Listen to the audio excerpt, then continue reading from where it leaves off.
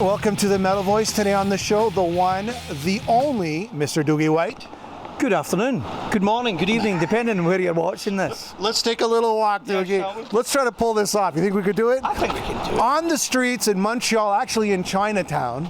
Yeah. Michael Schenker Fest, Montreal, Canada. Your first time to Montreal? Yes, it is. Yes, it is. It's and so far it's been very nice, and it's not as cold as I was expecting, which is good.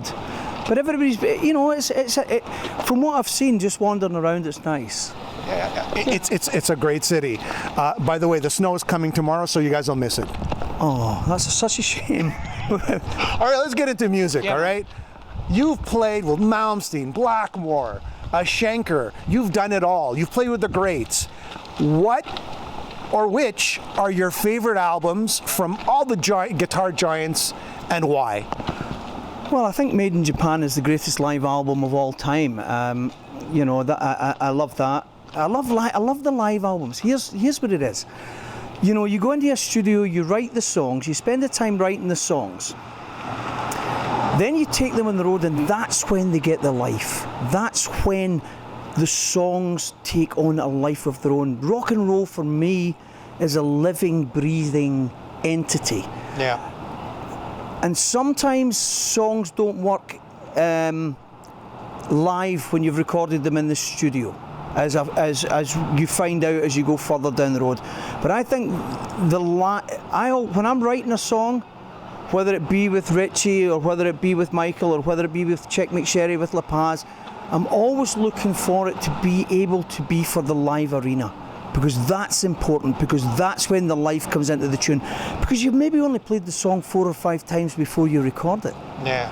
And so certainly as I go along, I find different avenues and different ways to approach it, you know. And so that's what I love about live rock and roll. But I mean, from the albums that you've recorded with these metal guitar, or not metal, but rock guitar gods, we'll call them, what's your favorite? What stands out the most for you? Well, there's always little individual songs. You know, there was Ariel from Stranger in Us All that I did with Ritchie. That was a great live tune. I had nothing to do with the writing of it. That was Candy and Ritchie that wrote that. I think Take Me to the Church from this one. I think Lord of the Lost and Lonely from Bridge the Gap is a great live song. Again, you see, it's difficult for me to pick because you write it, you record it, and then I learn what I've got to play live. I don't listen to what I've done particularly after I've done it. Let's keep walking. Yeah. All right. You know, so with Yngwie, it was different for Yngwie because I had no heart and soul really in it. I mean, it was more about the performances again live because he wrote everything. You know, he gave me all the lines and everything to do. I liked Razor Eater. I liked Rise Up very much because it had energy live. And I'm really enjoying Take Me to the Church live in the set just now. That's the one that people are focusing on that doesn't have the multiple singers. I mean, the multiple singer one is always going to be important, and that was the first release from the album. It showed the 4 singers all together having a great time. And then, of course, Robin's song "Heart and Soul" was released because, of course, that's got Kirk on it. So just so everybody knows, it's the Resurrections, the Schenker Fest Resurrection album that we're talking about right now. Yes, it is. The Resurrection album, the Michael Schenker Fest, and it was such a blast to record it. I did my vocal parts for both the songs that we did together while we were doing the photo shoot for the album. Yeah, there you go. Vossi set up a little studio in a side room, and I went in and did my lines in there, never having heard the songs before. I got a sheet of paper with the lines. I said, "What am I to sing?" He said, "Sing this." So I did.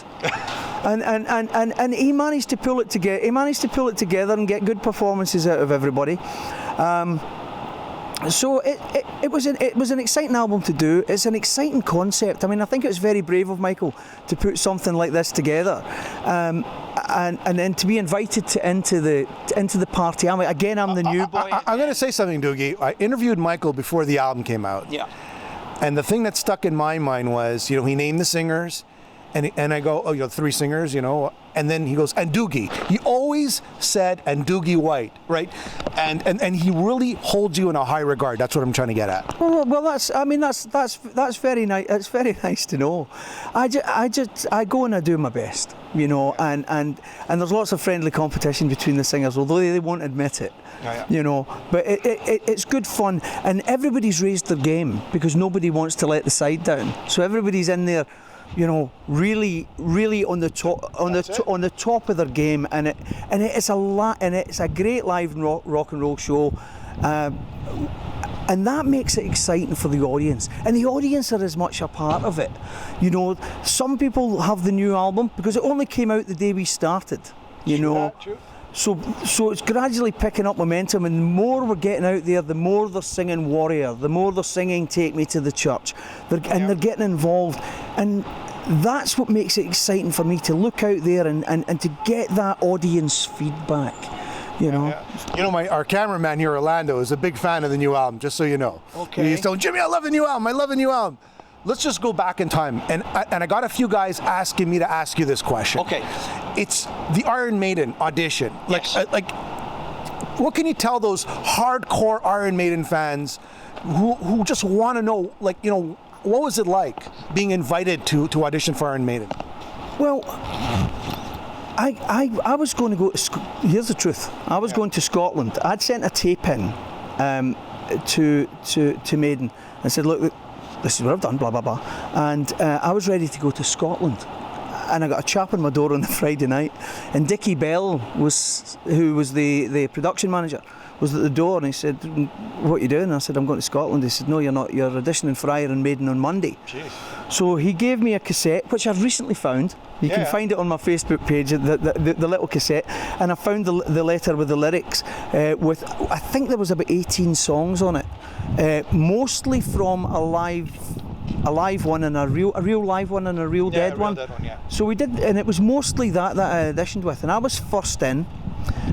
Dickie came round and picked me up and drove me up there, and it was at Steve's place in Harlow, and I went in, and you're used to it kind of being set up like a band set up, but they weren't. They were in a kind of circle, so I had to pick where I was going to be. They all sort of stood round me, so I put Nico behind me, so you've always got the drum behind you, and we ran through it, and had a cup of tea, and then I had a chat with Steve, and I went away, and that was it. What songs? Do you remember? It was just all the tracks off a Real Dead One and Real Live One and Real Dead One. Be Quick or Be Dead. From Here to Eternity. The Evil That Men Do. And then the classics. They're On to the Hills, and because seriously, Doogie, I love Blaze, but I would have put my money basically on you versus at the time, right? And I love Blaze, but I would have put my money on you. Well, I think Steve had a definite idea of where he wanted to take the band. Yeah. And they called me back in for a second edition, and my understanding is that they recorded that edition, but I wasn't aware of it. But a couple of weeks later, Steve phoned me up and said, "Look, we've given the job to Blaze." Yeah. And thanks. A great guy. And I love Blaze. And he's great. I mean, he's the hardest working man in rock and roll, and he always delivers. He always delivers. And Steve wanted something different for the band. The easy route would have been for him to go and pick which a lot of people do now, to get the classic sound, is to go and pick a clone from a tribute band, or a clone from, scouting the internet for it. But he didn't. He took a brave step again. Yeah. He's a brave man, and he went out there and he did it, and they did 2 great albums, and they had success. But really, truthfully, normal service has been resumed. The sum of the parts is far greater than either Bruce being in his own or Maiden being his own. They needed that, and Adrian coming back in just raised it all. And they are the greatest heavy metal band on the planet, bar none. Bar none. I'm just saying that you and Blaze both, I think, had your different approaches in vocal wise, but it would have been made a good fit either way. That's how I looked at it. But it would have still ended up the same. It probably would have still ended up. It would have ended up the same, and I wouldn't have got to play with Ritchie Blackmore. And from tell me about that. Well, from And let's walk, 'cause it's a little cold then. From 15 years old, you know, when I first heard Ritchie play, I wasn't a singer then, and I thought, oh, I'd love to sing in this guy's band, and you know, it took me 20 years, but my God, that was it. I'd climbed Everest, I'd been to the moon, I'd done it, and I thought, where do I go from here, you know? And then you get phone calls from Yngwie, and then you get phone calls from Michael, and from Tank, and you get phone calls from Michael Schenker, and you know, and all of them have been very fruitful, creative endeavours. And I stop here for Orlando. and I always treat everything with the greatest of respect. But what I try to do, and what I try to do with Rainbow, and what I try to do with Michael, is if I was a fan, and trust me, I am. What would I want to see? I'm not here to rearrange the wheel for anybody, but I'm in to stamp my mark on what Schenker gives me to work with. You know, Are you working on another Temple of Rock album with him? That will be Michael's decision. That has never been discussed. I mean, it's very much. Today we're in Canada. All right, that's very much how it goes. And what about a solo album? Have you considered writing material for? Or are you just too busy? I do solo albums when I have nothing else to do. You're too busy. Because a bored Doogie is a bad thing to be around, you know. and I have, you know, I've got my John Steele album out with the guys with John Steele from Bulgaria. John Steele, yes. You know, that's out there, and I've got gigs with them, and I do a lot of solo shows in Europe with different people. I'm going to South America twice this year as well. So I keep busy, you know, and if Michael needs me, he just picks up the phone and calls me and says, when are you available? I say, I'm available tomorrow. And he goes, right, okay, I'll see you. Doogie, thanks for doing the interview. Thank you so much. Looking forward to Schenker Fest, Montreal, going right through North America or the US. Yeah, we are. The only stop in Canada, Montreal, Canada, first time Canada. Yeah. Welcome to cold Montreal, Canada. It's beautiful. I'm loving it. I'm going to go and get myself some nice Chinese food, because we seem to be in the right neighbourhood here. Yeah. All right, man. Thanks. Thanks very much.